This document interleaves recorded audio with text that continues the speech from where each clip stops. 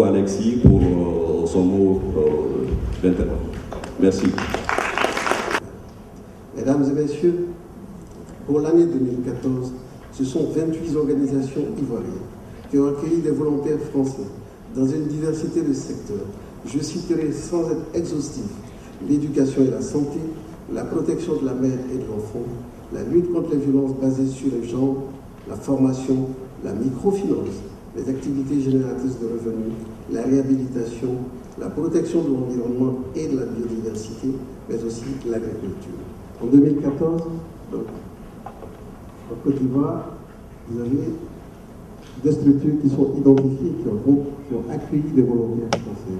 On va citer le mouvement pour l'éducation, la santé et le développement, qui a accueilli plusieurs volontaires, au total 13. Comme vous le savez, France Volontaire appuie et soutient les acteurs du volontariat, candidats, volontaires, structures d'accueil ou d'envoi.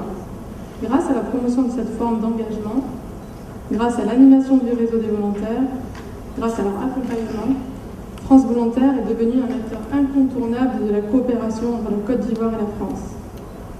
Je souhaitais donc saluer le dynamisme et le professionnalisme de l'équipe de France Volontaire et je voudrais tout d'abord remercier les volontaires. Cette année, nous sommes ici pour célébrer ensemble la 3e journée du volontariat français consacrée au thème du changement climatique. Nous sommes à 24 jours du lancement de la COP21 à Paris. La France s'apprête à accueillir et à présider la 21e conférence des parties de la Convention cadre des Nations Unies sur les changements climatiques de 2015, appelée Paris 2015. Elle aura lieu du 30 novembre au 11 décembre. C'est une échéance cruciale. J'ai bien dit une échéance cruciale, puisqu'elle doit aboutir pour la première fois de l'histoire à un accord international contraignant sur le climat, applicable à tous les pays, dans l'objectif de maintenir le réchauffement mondial en dessous des 2 degrés. Avant tout propos, je voudrais excuser l'absence de M. Sidi Tcheboko Touré, ministre délégué auprès du président de la République, chargé de la promotion de la jeunesse et de l'emploi des jeunes. Je voudrais, mesdames et messieurs, dire merci. Dire merci à France Volontaire pour l'honneur qui est fait au ministère d'assurer le parrainage de cette journée. Il est vrai qu'il y a un partenariat qui nous lie depuis lors, mais de plus en plus,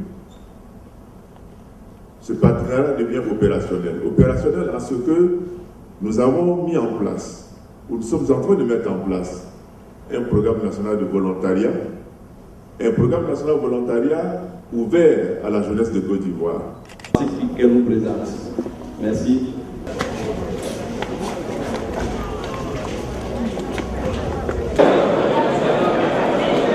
Je m'appelle Sophie Dabastière, je suis responsable des programmes d'OEVI en Côte d'Ivoire. Donc OEVI, c'est une ONG française qui s'implante actuellement en Côte d'Ivoire. Donc je suis en VSI pour 2 ans à Abidjan, basée à Abidjan, parce que les programmes vont se développer pour l'instant sur la ville d'Abidjan et ensuite par la suite, on espère, dans le reste du pays. Avant ça, j'étais déjà en VSI au Laos pendant 2 ans, donc c'est pas mon premier VSI. Je travaillais aussi pour une ONG, mais dans le domaine de l'éducation, dans les projets de développement.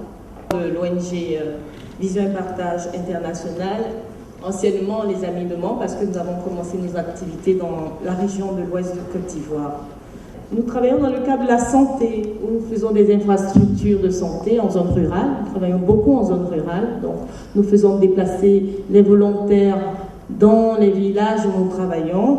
Donc en éducation aussi, nous construisions des écoles, nous faisons de la sensibilisation. On est 2 à travailler ici à Abidjan, Maxime et moi, Nathan. Et Marion va partir bientôt à Yamoussoukro pour 6 mois elle aussi. Si on peut passer au prochain diapo, Maxime va nous présenter le SCD, l'organisation qui nous envoie, le message de l'organisation qui nous envoie. Alors le SCD, c'est le service de coopération et de développement. C'est une association lyonnaise qui s'occupe d'envoyer des volontaires et des services civiques un peu partout dans le monde pour agir avec une certaine éthique, on va dire. Donc c'est elle qui nous orientait vers le MESAD, qui est le mouvement pour l'éducation l'éducation, la santé et le développement, excusez-moi. Voilà, donc nous on est ici pour travailler avec le MESAD et apprendre de la Côte d'Ivoire et des ONG qui sont ici. Voilà. Le projet, alors en ce qui concerne Marion et moi, on est sur le projet VBG, donc c'est un projet qui consiste à prévenir et prendre en charge les femmes victimes de violences sexuelles. Pour ma part, je vais vous parler de mon travail en fait, et de ma structure à Boaké. Donc on travaille au centre SAS, c'est un centre pour les personnes qui sont atteintes du sida. Donc il y a un centre de dépistage et une fois que la personne est dépistée positive, il y a toute une aide tout autour, donc autant pour la personne elle-même que tout l'entourage de sa famille. Donc ça c'est vraiment une particularité du centre SAS, de pouvoir accompagner le conjoint et les enfants. Parce que quand on sait qu'il y a une personne qui est malade et c'est elle qui rapporte le salaire dans la famille, c'est difficile en fait de pouvoir aider après tout le cadre de la famille. Pour la suite, nous allons bientôt inviter les panélistes à venir échanger. Donc, merci beaucoup en tout cas d'avoir accepté notre invitation. Donc, je pense commencer déjà par Dr Tano Jean-Philippe Anissé. On parle de changement climatique. Le changement, qu'est-ce que c'est? C'est l'action de changer. Le climat, qu'est-ce que c'est? C'est l'ensemble des conditions météorologiques et atmosphériques d'une région géographique donnée. Le ministère en charge de l'environnement est le ministère qui traite des questions des changements climatiques. Mais avant cela, il faut dire que les questions des changements climatiques sont au cœur de la problématique du développement économique, social et environnemental. Les changements climatiques sont inscrits aujourd'hui dans l'agenda de la communauté internationale et constituent une priorité. Cette année est l'année du climat. Et nous savons que les effets des changements climatiques affectent tous les secteurs d'activité. Nous avons eu la démonstration au travers du sketch, avec tout ce qui a été présenté. Vraiment, je me disais, est-ce que ça valait la peine encore de participer à ce panel-là, même si je suis du ministère de l'Environnement, je crois que tout a été déjà dit. Vous êtes tous des experts ici. Les changements climatiques aujourd'hui appellent à une interaction de divers acteurs. L'organisation pour laquelle je travaille a le mandat au sein du système des Nations Unies de veiller sur l'environnement et la mise en œuvre notamment de la dimension environnementale dans le vaste projet de développement durable. Donc c'est un plaisir, je voudrais vous dire déjà merci d'être là. Évidemment, partout l'environnement est interpellé, on se sent concerné.